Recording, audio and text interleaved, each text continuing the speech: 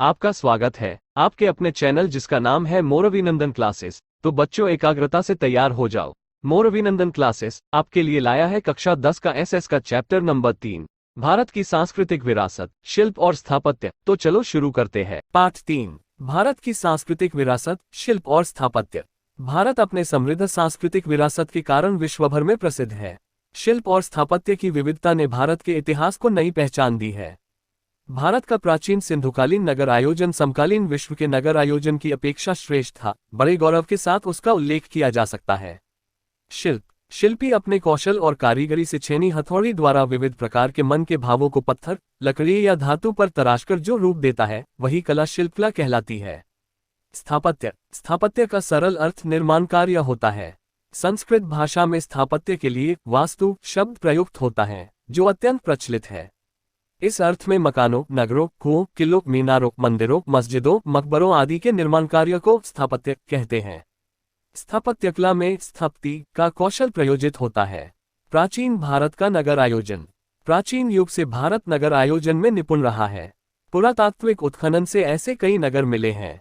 इन महानगरों के मुख्य 3 विभाग हैं। 1 प्रशासनिक अधिकारी का किला सिटाडेल, 2 अन्य अधिकारियों के निवास वाला ऊपरी नगर, 3 सामान्य नगरजनों के आवास वाला निचला नगर। प्रशासनिक अधिकारियों का किला जो ऊंचाई पर बनाया गया है।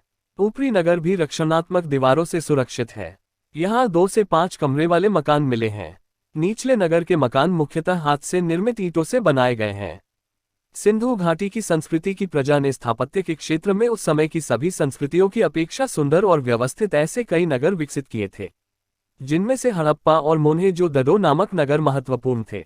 1 मोहेंजोदड़ो ईसा 1922 में सर जॉन मार्शल और कर्नल मेके के मार्गदर्शन में रखालदास बनर्जी और दयाराम साहनी नामक पुरातत्ववेत्ता ने सिंध, पाकिस्तान के लारखाना जिला में मोहेंजोदड़ो में खुदाई करवाई। उस खुदाई के दौरान विशाल ऐसे नगर सभ्यता के अवशेष मिले। मोहेंजोदड़ो का अर्थ मुर्दों का टीला होता है। एक नगर रचना, मोहेंजोदड़ो नगर आयोजन की दृष्टि से श्रेष्ठ था। मकानों को बाढ़ और नमी से सुरक्षित रखने के लिए चबूतरे पर बनाए गए थे। श्रीमंतों के मकान 2 मंजिले और 5 या 7 कमरे वाले थे। सामान्य वर्ग के लोगों के मकान 1 मंजिल और 2 या 3 कमरे वाले थे। समग्र नगर के चारों ओर दीवार की रचना की गई थी। मकान के मुख्य द्वार राजमार्ग के बजाय गली में खुलते थे। यहाँ सभी मकान में कोठा, डेहरी, रसोईघर और स्नानघर के अवशेष मिले हैं। हवा और प्रकाश के लिए खिड़की दरवाजे की व्यवस्था थी। ईंट रास्ते, इस नगर रचना के विशिष्ट लक्षण यहाँ के रास्ते हैं। यहाँ अधिकांशतः 9.75 मीटर चौड़े रास्ते थे। छोटे बड़े रास्ते एक दूसरे से समकोण पर मिलते थे और एक साथ कई वाहन जा सके इतने चौड़े रास्ते थे। रास्ते के किनारे रात्रि प्रकाश के लिए खंभे होने का भी अनुमान है। नगर के रास्ते सीधे और चौड़े थे, मार्ग के बीच कहीं भी मोड़ नहीं आता था। यह प्राचीन समय की विशिष्टता मानी जाती है। 2 मुख्य राजमार्ग थे। एक मार्ग उत्तर से दक्षिण और दूसरा पूर्व से पश्चिम की तरफ जाता था। दोनों मार्ग मध्य में समकोण बनाते थे। गटर आयोजन, इस नगर रचना की विशिष्टता गटर योजना है। ऐसी गटर योजना समकालीन सभ्यता में भूमध्य सागर के क्रीट द्वीप के अतिरिक्त कहीं भी देखने को नहीं मिलती है। नगर में से गंदे पानी के निकास के लिए गटर बनाई गई थी। प्रत्येक मकान में एक सोखता कुआं होता था। ऐसी सुव्यवस्थित गटर योजना से लगता है कि उस समय सुघराई नगरपालिका जैसी कोई कार्यक्षम व्यवस्था होगी। अतः हम कह सकते हैं कि स्वच्छता तथा स्वास्थ्य के विषय में वे ऊंची सोच रखते होंगे। सार्वजनिक स्नानागार, मोहेंजोदड़ो से एक विशाल स्नानागार भी मिला है। स्नान कुंड में स्वच्छ पानी अंदर भरने के लिए और गंदा पानी बाहर निकालने के लिए व्यवस्था थी। गर्म पानी की भी व्यवस्था रही होगी। वस्त्र बदलने के लिए कमरे भी मिले हैं। ऐसा लगता है कि धार्मिक प्रसंगों पर यहाँ के लोग स्नानागार का उपयोग करते रहे होंगे। सार्वजनिक मकान, मोहेंजोदड़ो से सार्वजनिक उपयोग वाले 2 मकान मिले हैं। ऐसा लगता है कि इनका उपयोग सभा कक्ष, मनोरंजन कक्ष, सभागार या राज्य के कोठार के रूप में होता होगा। यहाँ मकानों की एक पंक्ति भी मिली है जो शायद सैनिकों की बैरक होगी। 2 हड़प्पा, सर जॉन मार्शल और कर्नल मेके के नेतृत्व ईसा 1921 में दयाराम साहनी ने पंजाब में मोंटेगोमरी जिले में स्थित हड़प्पा के पास से भारतीय सभ्यता के अति प्राचीन अवशेषों की खोज की। हिमालय क्षेत्र में रोपर, उत्तर प्रदेश के मेरठ जिले में आलमगीरपुर, राजस्थान में कालीबंगन, गुजरात में धोलका तहसील में लोथल, कच्छ में देशलपुर शिकारपुर, धुलावीरा और सौराष्ट्र में लिंबड़ी के पास रंगपुर, गोंडल के पास श्रीनाथगढ़, रोजडी, मोरबी के पास कुंतासी, सोमनाथ आदि स्थलों से सिंधु घाटी की सभ्यता के अवशेष प्राप्त हुए हैं। सप्त सिंधु नदियों का प्रदेश अपने देश की संस्कृति का प्रदेश है। इस प्रदेश में जो संस्कृति विकसित हुई थी उसे सिंधु घाटी की संस्कृति कहते हैं। इसी जगह से पाषाण और तांबे के औजार, चीज वस्तुएं आदि मिली हैं, इसलिए उसे ताम्रपाषाण युग की संस्कृति भी कहते हैं। हड़प्पीय समय के नगरों का आयोजन सुव्यवस्थित था। उन नगरों के बड़े बड़े कोठार और किलेबंदी उल्लेखनीय है। वहां के लोग गहनों के शौकीन रहे होंगे, ऐसे प्रमाण प्राप्त हुए हैं। 3 धोलावीरा। धोलावीरा भुज से लगभग 140 किलोमीटर दूर भचाऊ तहसील में है। बड़े रण के खदीर द्वीप के धोलावीरा गांव से 2 किमी दूर हड़प्पा का समकालीन विशाल व्यवस्थित प्राचीन नगर मिला है। गुजरात राज्य पुरातत्व विभाग ने भी इस टीले का सर्वेक्षण किया था। उसके पश्चात आर्कियोलॉजिकल सर्वे ऑफ इंडिया ने संशोधन शुरू किया। सन 1990 में रविंद्र सिंह बिस्त के मार्गदर्शन में विशेष उत्खनन किया गया। धोलावीरा के किले, महल तथा नगर की मुख्य दीवारों की जिस सफेद रंग से पुताई की गई थी, उसके अवशेष मिले हैं। नगर की किले बंदी की मजबूत सुरक्षा व्यवस्था है। यह दीवार मोटी है तथा पत्थर और ईंट से बनी है। यहाँ पीने का पानी छनकर शुद्ध रूप में मिले, ऐसी व्यवस्था की गई थी। जिस तरह की व्यवस्था आज आधुनिक युग में भी हम नहीं कर सके हैं। पानी के शुद्धिकरण की उनकी व्यवस्था अद्भुत है। 4 लोथल। लोथल अहमदाबाद जिला के धोलका तहसील में है। लोथल धोलका तहसील में भोगावो और साबरमती नदियों के बीच के प्रदेश में स्थित है। खंभात की खाड़ी से 18 किलोमीटर दूर है। वहां से मानव बस्ती के 3 स्तर मिले हैं। नगर के पूर्वी किनारे निचले भाग में ज्वार के समय जहाज को लंगर डालने के लिए बड़ा बंदरगाह डोकयार्ड बनाया गया था। यह लोथल की विशिष्टता है। ये बंदरगाह, कोठार, दुकानें, आयात निर्यात के प्रमाण आदि दर्शाते हैं कि लोथल उस समय भारत का समृद्ध बंदरगाह रहा होगा। यह बात गुजरात को गौरवान्वित करने वाली है। लोथल गुजरात को ही नहीं बल्कि भारत के इतिहास को भी गौरव प्रदान करता है। मौर्यकालीन कला। स्तूप। भगवान बुद्ध के देहावशेषों को एक पात्र में रखकर उसके ऊपर अर्धगोलाकार टीले जैसी रचना की जाती है, उसे स्तूप कहते हैं। अशोक के समय के 5 स्तूप प्रसिद्ध हैं। 1 सांची का स्तूप, 2 सारनाथ का स्तूप, 3 बेरत का स्तूप, 4 नंदनगढ़ का स्तूप और 5 गुजरात में देव की मोरी का स्तूप। इसके उपरांत चैत्य, विहार और मठ बनाए गए हैं। सम्राट अशोक का समय बौद्ध धर्म की शान शौकत और शिल्प स्थापत्य का युग था। स्थापत्य के क्षेत्र में बौद्ध धर्म ने गुफा विहारों, चैत्यों, उपासना गृह और स्तूपों की भेंट दी है।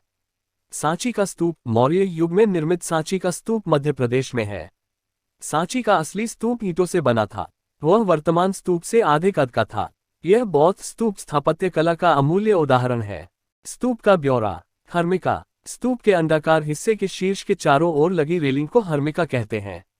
यह समग्र स्तूप को आवृत कर लेती है। मेधी। स्तूप के चारों ओर बने वृत्ताकार रास्ते को मेधी कहते हैं। उसका उपयोग स्तूप की परिक्रमा करने के लिए किया जाता है। प्रदक्षिणा पथ।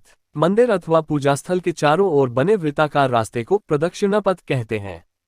हमेशा पवित्र स्थल दाहिनी ओर रहे, इस तरह उस स्थल की प्रदक्षिणा की जाती है।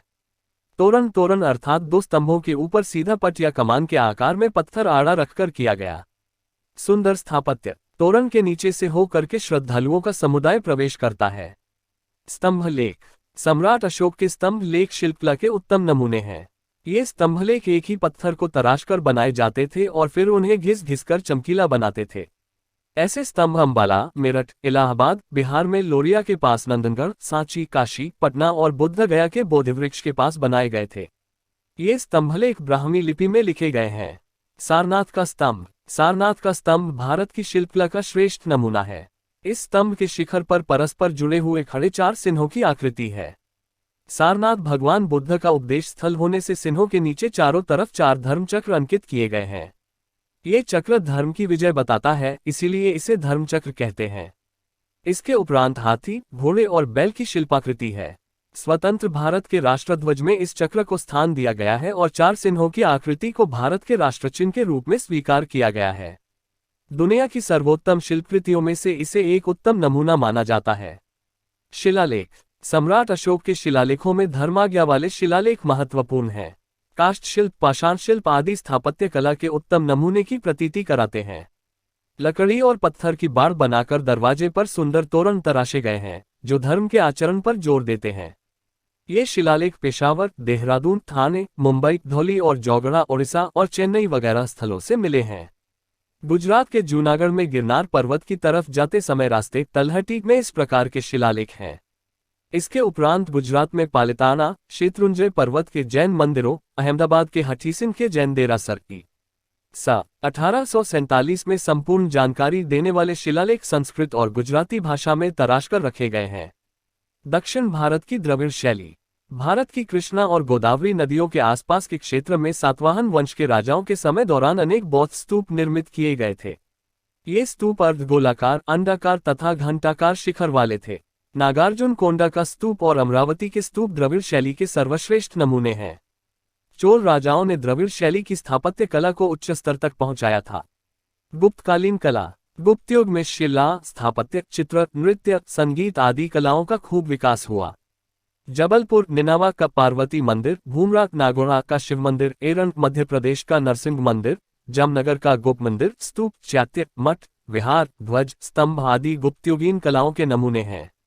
इसके अलावा शिल्पकला में सारनाथ की बुद्ध प्रतिमाएं, मथुरा की विष्णु प्रतिमा और महावीर स्वामी की प्रतिमा आदि गुप्तकालीन कला के सर्वोत्तम उदाहरण हैं। इसलिए गुप्त युग को कला का स्वर्ण युग कहते हैं।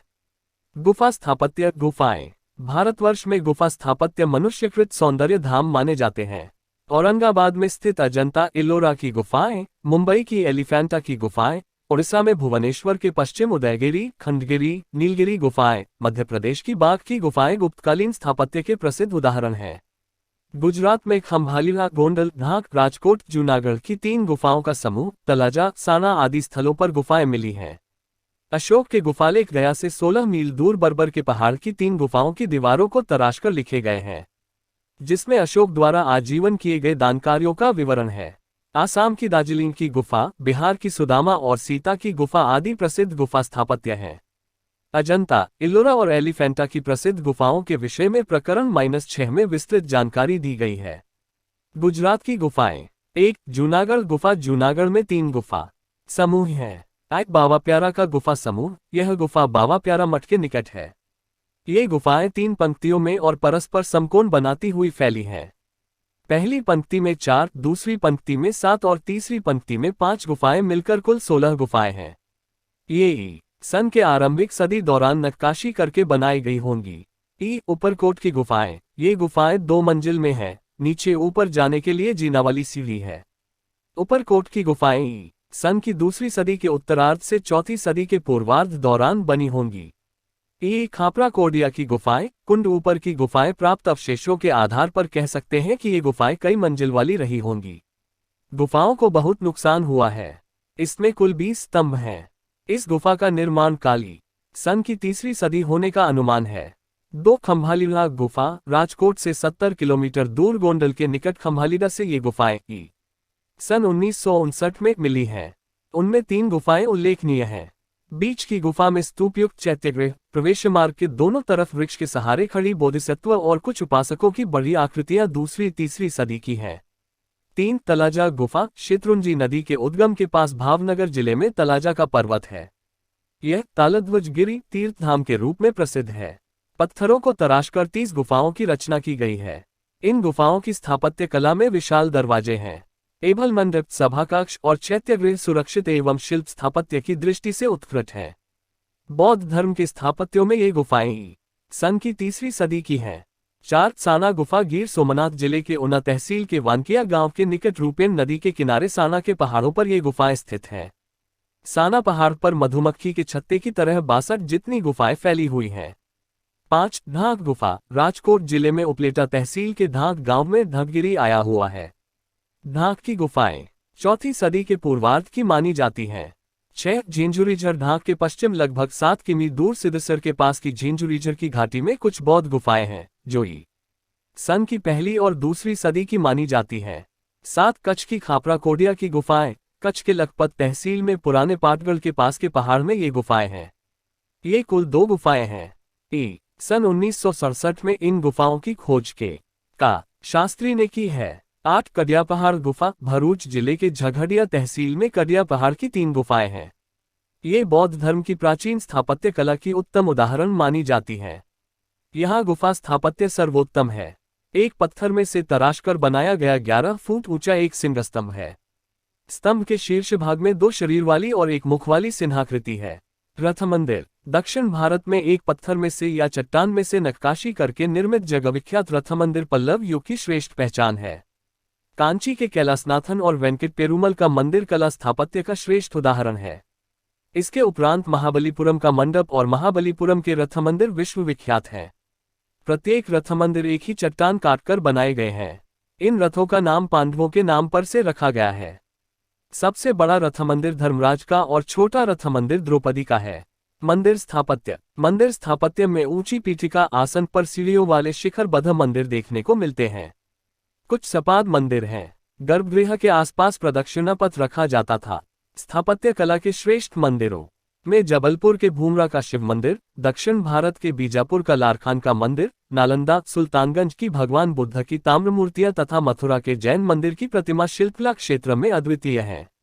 उसमें पल्लव राजाओं का बड़ा योगदान है। पल्लवों की राजधानी कांची में निर्मित मंदिर अत्यंत प्रसिद्ध हैं। चोलवंश की राजधानी तंजावुर थी। यहाँ बृहदेश्वर का मंदिर चोलवंश के राजराज प्रथम ने बनवाया था। यह मंदिर लगभग 200 फुट ऊंचा है। प्राचीन भारत का यह बेजोड़ मंदिर है। गोपुरम स्थापत्य मंदिर का प्रवेश द्वार दक्षिण भारत के पांड्य शासकों ने मंदिर निर्माण को गति दी। उन्होंने मंदिर के बाहर खड़ी दीवार और ऊंचे सुंदर सुशोभित दरवाजों की रचना की। इन मंदिरों के दरवाजे गोपुरम कहे जाते हैं।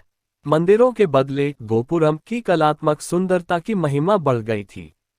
कांची और मदुराई के मंदिरों के गोपुरम दूर से देख करके आज भी कला रसिक मंत्रमुग्ध बन जाते हैं। शिखर गोपुरम के लिए जगह, मंडप, विमान, गर्भगृह। गोपुरम स्थापत्य मंदिर के रेखाचित्र की जानकारी। गर्भगृह मुख्य रूप से एक छोटा और अंधकार युक्त कमरा होता है जिसमें मंदिर की प्रतिमा स्थापित की जाती है। सामान्यतः 4 कोनों वाला यह भाग अधिकांशतः आयताकार होता है। गुजरात में उसे गाभारा कहते हैं। गोपुरम दक्षिण भारत में मंदिरों का प्रवेश द्वार है। गोपुरम स्थापत्य ऊपर से अर्धगोलाकार होता है। गोपुरम को मजबूत बनाने के लिए उसके नीचे की 2 मंजिल को ऊर्ध्वाकार बनाया जाता है। मंडप यह स्थापत्य स्तंभों के ऊपर निर्मित बड़ा हॉल अथवा मंदिर के मुख्य द्वार के सामने बनाया गया एक विशाल क्षेत्र है। शिखर गर्भगृह के सबसे ऊंचाई वाले बाह्य भाग के ऊपर नुकीली बनाई गई आकृति को शिखर करते हैं। इन शिखरों को पीतल या सोने से मढ़ा जाता है।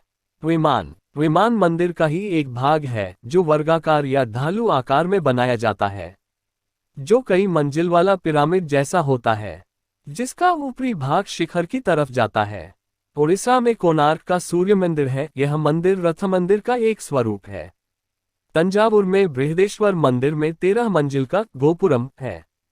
इस समय की धातु और पत्थर की मूर्तियों की एक खास विशिष्टता है। नटराज की कांस्य प्रतिमा तत्कालीन मूर्तिकला का उत्तम उदाहरण है। चोल मंदिर कला स्थापत्य के क्षेत्र में विशेष प्रतिभा और भव्यता वाले हैं। मदुराई में भारत का भव्य मीनाक्षी मंदिर है। वह बहुत बड़ी जगह में फैला हुआ है। मंदिर के मुख्य 4 गोपुरम हैं। स्थापत्य की दृष्टि से विशिष्टता वाला वह श्रेष्ठ मंदिर है। खजुराहो मध्य युग में बुंदेलखंड के चंदेल राजपूतों की राजधानी थी। चंदेल राजाओं ने खजुराहो के सुंदर मंदिरों का निर्माण करवाया था। शिखरबद्ध तथा भव्य इन मंदिरों की शैली दूसरे मंदिरों से एकदम भिन्न थी। जैन मंदिर देरासर भारत के विविध स्थलों पर जैन मंदिर हैं। राजगृह में वैभार, विपुलाचल, रत्नगिरी, उदरगिरी और श्रमणगिरी नाम के 5 जैन मंदिर हैं। समेत शिखरजी बिहार सिद्ध क्षेत्र जैन तीर्थ धाम आया हुआ है, उसे मधुवन कहते हैं। यहाँ आदिनाथ भगवान और अन्य 20 तीर्थंकरों ने निर्वाण प्राप्त किया था। यहाँ अभिनंदननाथ जी और पार्श्वनाथ जी के मंदिर हैं।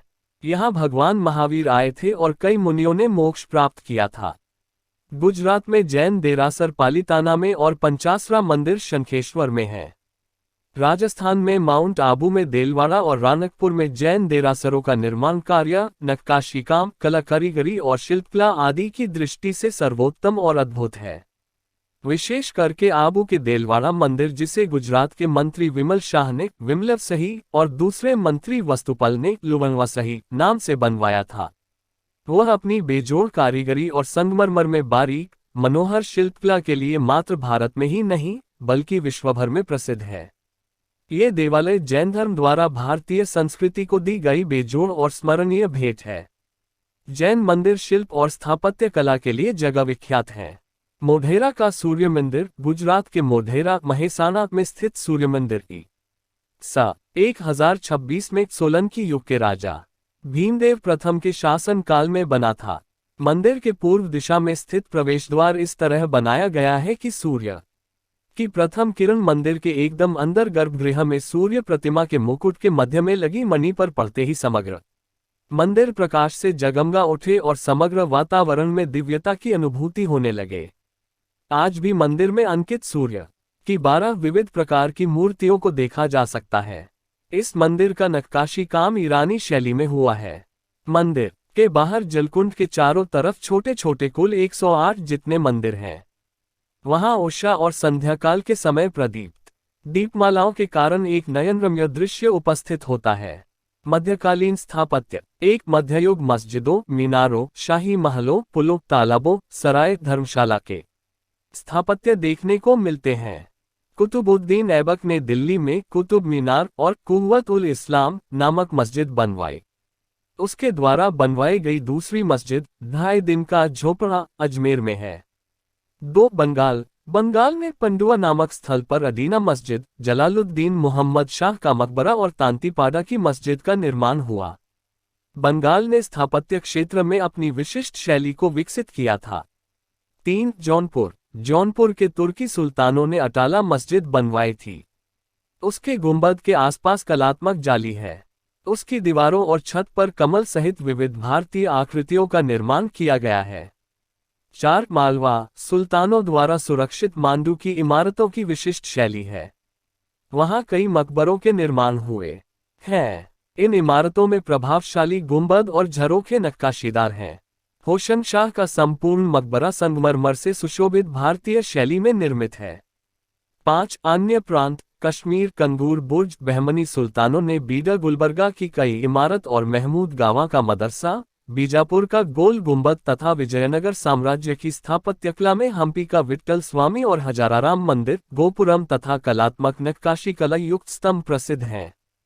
गुजरात की स्थापत्यकला गुजरात के शिल्प स्थापत्यकला में विविध धर्म के मंदिर, मस्जिद, बौद्ध धर्म के विहार, मठ, स्तूप, चैत्य, गुफा मंदिर और जैन धर्म के देरासर हैं। इसके अतिरिक्त अनेक प्रकार के समाज उपयोगी निर्माण कार्य जैसे कि राजमहल, किले, छत्र, दरवाजे, कीर्ति तोरण, धर्मशालाएं, उपाश्रय, विश्रामगृह, चबूतरा, झरोखे, गुंबद, तोरण, कुएं, बावड़ी, सरोवर, तालाब, पशु पक्षियों की हूबहू आकृतियां सर्वांग सुंदर और अति भव्य मानी जाती हैं। एक मंदिर गुजरात में धार्मिक क्षेत्र में विविध धर्म के मंदिरों की रचना हुई है, जैसे कि भद्रकाली मंदिर, गीता मंदिर, वेद मंदिर, जगन्नाथ मंदिर, जमालपुर, अहमदाबाद, रणछोड़रायजी मंदिर, डाकोर, सूर्य मंदिर, मोढेरा, हाटकेश्वर महादेव, वडनगर, अंबाजी मंदिर, शामलाजी मंदिर, सोमनाथ मंदिर, जगत मंदिर, द्वारका, बुचराजी मंदिर, महाकाली मंदिर, पावागढ़, स्वामीनारायण मंदिर, ब्रह्माजी मंदिर, खेड़ब्रह्मा, खोडियार माताजी मंदिर, भावनगर, आशापुरा माता का मठ, कच्छ आदि मंदिरों का समावेश होता है। 2 मस्जिद अहमदाबाद में 3 दरवाजा के पास जामा मस्जिद है। इस मस्जिद को सुल्तान अहमद शाह प्रथम ने बनवाया था। सन 1424 में इसमें 260 स्तंभों पर 15 गुंबदों की रचना की गई है।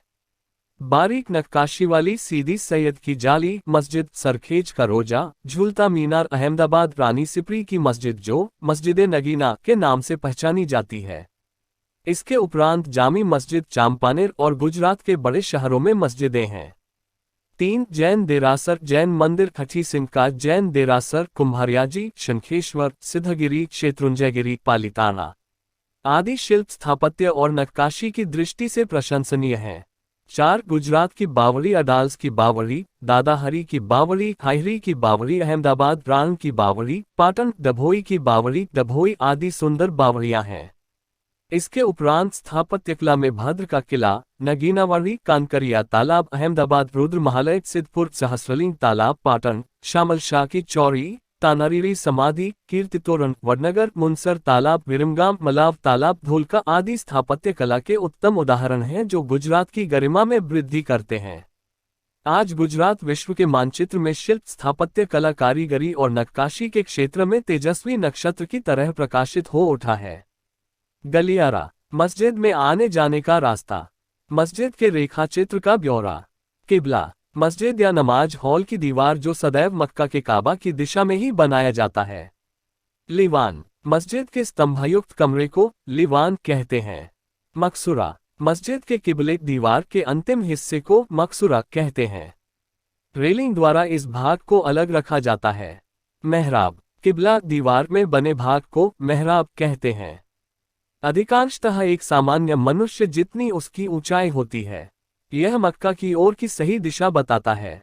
भारत के संदर्भ में मेहराब पश्चिम दिशा में होता है। सहन, मस्जिद का प्रांगण जिसमें इस्लाम धर्म के अनुयायी नमाज के लिए एकत्र होते हैं। बच्चों, आपको हमारा वीडियो कैसा लगा कमेंट करके जरूर बताएं। अगर आपको ये वीडियो अच्छा लगा तो वीडियो को लाइक और चैनल को सब्सक्राइब जरूर करें। धन्यवाद। जय हिंद।